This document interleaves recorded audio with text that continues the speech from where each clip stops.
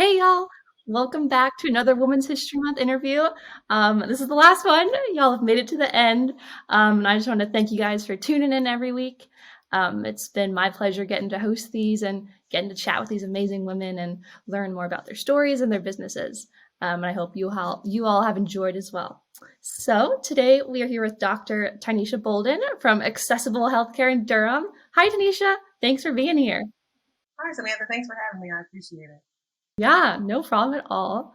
So just to start us off, if you want to introduce yourself a little more and give us a quick overview of accessible healthcare.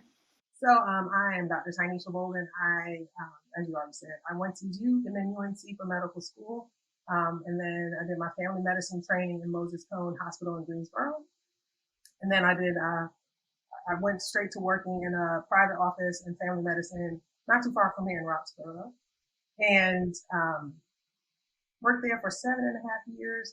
And then subsequently, just for, I think, as we talk some more, for a variety of reasons, decided to change how I just delivered healthcare. And so that's how AccessiBull kind of came about, with a nod to the Bull City. So that's where the bull comes from. And here I am. So you kind of spoke a little bit about your career journey, but why did you want to be a doctor? What motivated you to kind of get started in this industry?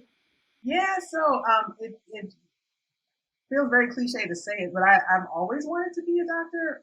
And I think a lot of it stemmed from, growing up in the late 80s that in New York, there weren't a whole lot of professions where people were successful and financially stable and happy and helping people. And so I think it just came from that sort of place. What would just change a little bit over time was what I wanted to do in medicine. For a while, I wanted to be a pediatrician. And then in undergrad, I thought I wanted to be an ophthalmologist, like one of your previous guests, but ultimately settled on family medicine. How would you say your work so far has made an impact on the local community? So on your patients or anyone really in the Durham community that you have interacted with so far? So many things, particularly in the primary care sort of space, so chronic medical problems are impacted greatly by lifestyle factors and things that in a 15-minute office visit you really can't get into really deep conversation about. But we have the space to do that. And so I feel like I'm helping people live healthier lives and one patient at a time and have real meaningful relationships with their doctor in order to build on that and help them take care of themselves, take care of their families, have meaningful lives, meaningful relationships. Um, some people I think go into whatever their business is to try and change the world. Um, and I would like to think I'm definitely more narrow focused. I want to change, if it's 100 patients that I have, I think that that's still exceptionally meaningful. So the fact that you said like impacting my community, like that is really my goal. Like I would love to see a healthcare revolution. I don't know that I'll be the one knocking down doors in DC, but like I changing things here in Durham is definitely my goal. Our next question is, what's been the toughest challenge you've faced so far as a woman owning your own business? The main challenges initially, like I said, really had to do with not feeling like business, entrepreneurship, or any of those sorts of factors were anything that I had any insight about. And so not only trying to open the business, but figuring out about marketing and finances and getting the accountant and like, oh, even working with Kompleks to get my logo and like just those kinds of things. Like, where do you even start? And then a lot of women find themselves in just balancing so many things and feeling like you have to balance everything. So, I'm a wife, I'm a mother, I have my business, my husband has a business, and so I feel like I have about 8 hats almost all the time. Finally finding balance and not losing sight of self care and what's you know not being stretched too thin, and so that I'm not being ineffective with everybody is probably the biggest challenge right now. On the flip side of that, what do you think has been the most rewarding thing about this journey so far as a woman owning your own business, your own practice? Just the moments leading up to opening. So once I signed my lease and as we were doing the upfit for the building, I was like, this is my space. Like, wow.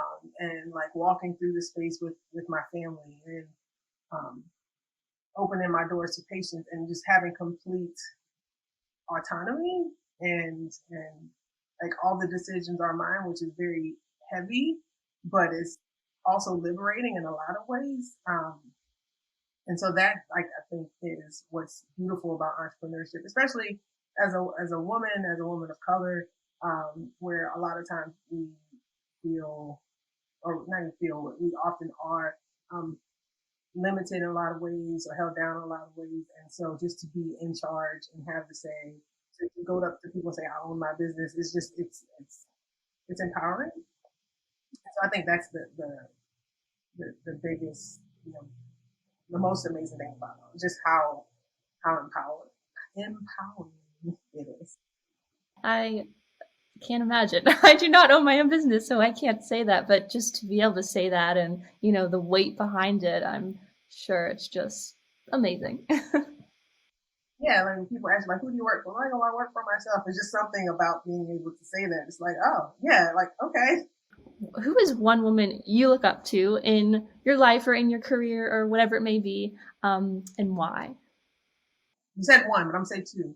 Um, from the physician perspective, one of my attendings when I was a resident, Dr. Sarah Neal, um, I think sort of embodied the type of doctor I wanted to be. She was pretty much 100% herself, no matter which settings, no matter if it was around residents or other patients, around patients. So one of the people that like that is the type of doctor I hope that my patients perceive me as and that I am.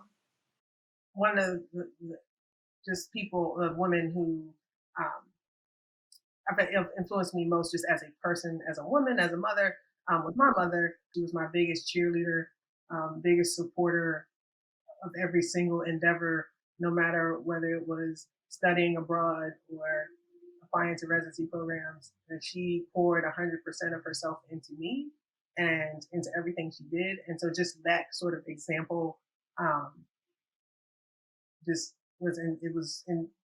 instilled in me and just resonates with me in everything that I do. Yeah, we've had, I think, one or two other of our client interviews say their mom for this question. So I think it just speaks to the gravity and the power and the influence that your mom can have on your life. So totally agree.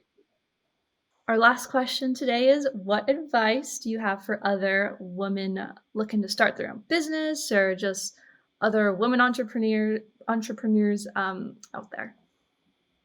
So as a newbie entrepreneur, I'm not even sure I feel like I'm in a position to give advice.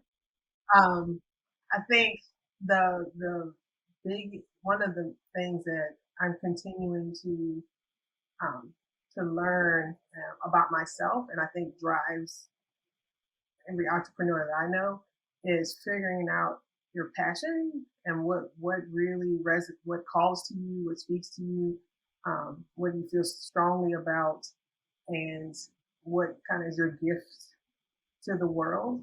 Um, and don't lose sight of that in the midst of all of the things that come with being a business owner. The part of starting a business and writing a business plan is like what problem are you trying to solve, right? So um, trying to not to lose sight of that and having to deal with all the other things and remember that we are important. Our work is important no matter what it is.